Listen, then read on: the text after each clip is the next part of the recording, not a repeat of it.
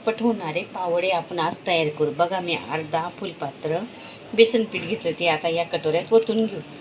आणि पावड्याला आहे ना असं बॅटर पातळच लागतं, लई पातळ पण नाही, लई घट्ट पण नाही. हे बघा, थोडंसं चिमूटभर सोडा टाकू आणि अर्धा चमचा ओवा टाकू. अशा क्रश करून टाकायच्या म्हणजे छान येतात. चला तर आता आपण त्याच्यात मीठ टाकून घेऊ. चवीनुसार मीठ टाकून घेऊ.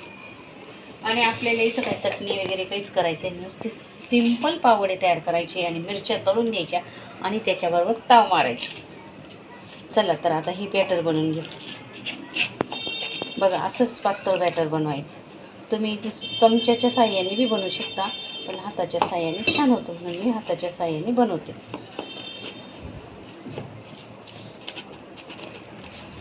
जर आपल्याला पीठ थोडंसं पातळ झालं तर आपण वरून बेसन पीठ टाकू शकतो. पण आपण गरम झालं का नाही हे चेक करण्यासाठी असा थोडंसं पीठ तेलात टाकायचं. बघा, आपलं तेल मस्त गरम झालं आहे. आता आपण पावडे काढून घेऊ. हे बघा, किती छान गरम झाले, लगेच बुंदीवाने तयार झालं. चला आता आपण पावडे काढून घेऊ. बघा, एक पाव घ्यायचा आणि तो असा मस्त पावात बुडवायचा. बघा, असा बुडवायचा, असा मस्त बुडवायचा आणि तो तेलात सोडायचा.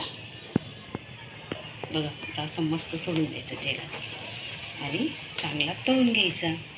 गॅस थोडा कमीच करायचा, म्हणजे नुसता तळला जाईल ना मध्ये पीठ कच्चं राहील म्हणून. असे सर्व पावडे तळून घ्यायचे आपण.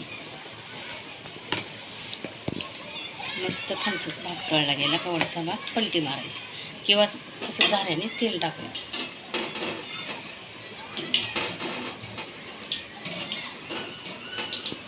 मस्तपैकी असा हळूच अलगद पलटी मारायचं. बघा, किती छान फुगला आपला पावडा.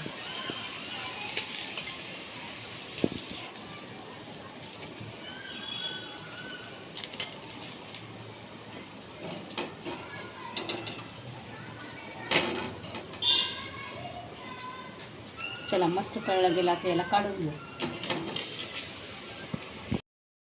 चला, मस्त पावडे झाले. बघा, मी एक पावडा घेतला, 2 मिरच्या घेतल्या आणि आता मस्त ताव मारणार आहे. तुम्ही पण असे पावडे नक्की करून पहा. लाईक आणि सबस्क्राईब करायला विसरू नका.